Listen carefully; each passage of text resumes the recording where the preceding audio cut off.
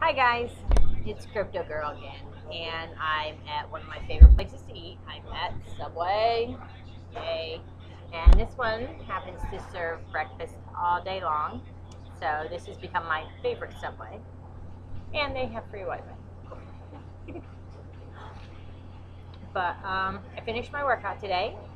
It actually went well. I had a lot of fun. I worked out with Corey today, and he was really good with dealing with the shoulder and everything and finding alternative exercises for me because he's had shoulder problems himself before. So we talked about things from physical therapy, and then we turned it up a notch. But just want to say, these are awesome. I don't know if anyone's tried them yet. They're still kind of new, but I'm not a big potato chip fan, but I absolutely love these. And I got really mad at another Subway because they only had them for a short time and then they got rid of them. Well, I promised to tell you a little bit about my experience last night. It was really interesting.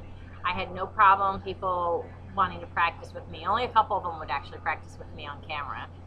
But I learned some new words, and you know what I retained? Bashordwanaxi. Glad to meet you.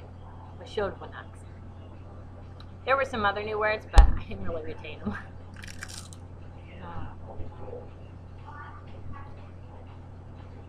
I'm getting ready to go to my dad's, and he's probably wondering where I am. I told him I'd be there sometime in the afternoon. And anyway, it was just really awesome last night. You had a lot of people and I got to talk to some of the Somali immigrants who came over as children.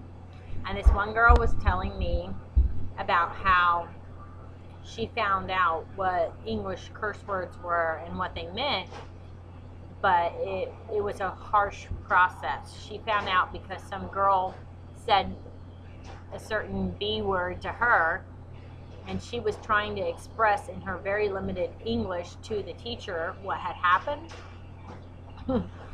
And apparently she got in trouble for using the word. So anyway, she was like, hey, why don't I give you some words? You know, I was teasing her, giving her a hard time. She's like, I should give you some words, and you go to the teacher and ask him what they mean, and see, you get in trouble. And I told her, fine, give me the words. I actually scooted closer so I could hear her better, and she never did tell me. I was like, oh, dang. I said I'd at least like to know what people are saying, you know. But this is my first cherry Coke in about 3 days. No, 2 days? I don't know. Thursday. Thursday was my last cherry Coke. So 2 days. But I deserve it. I worked hard today. Let's see.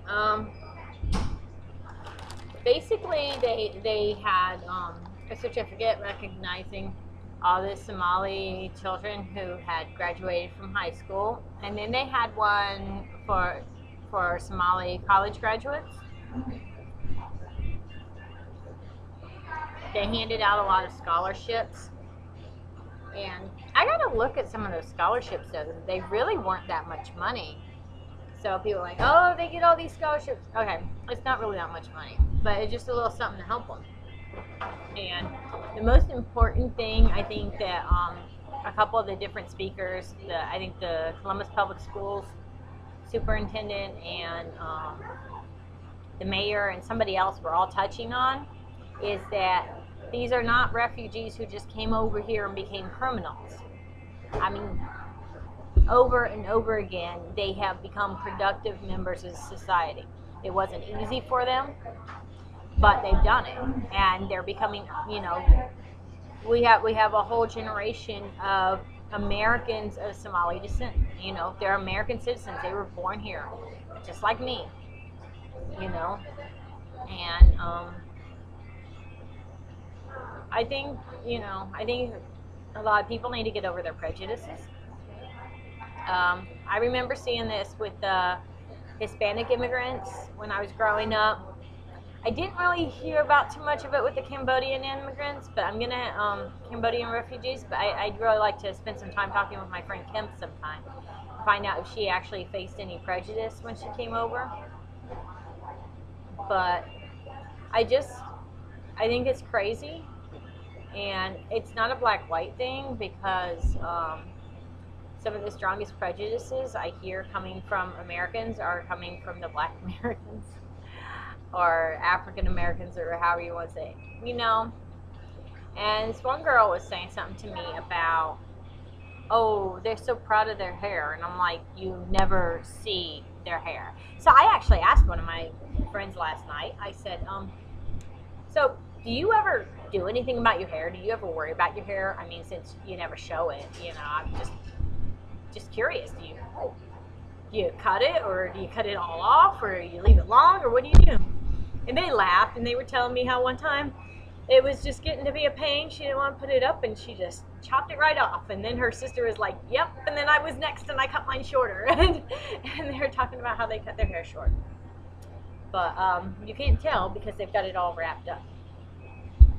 Anyway, so they do let it down when they go home. But, you know, I mean, I don't think they really care that much about their hair.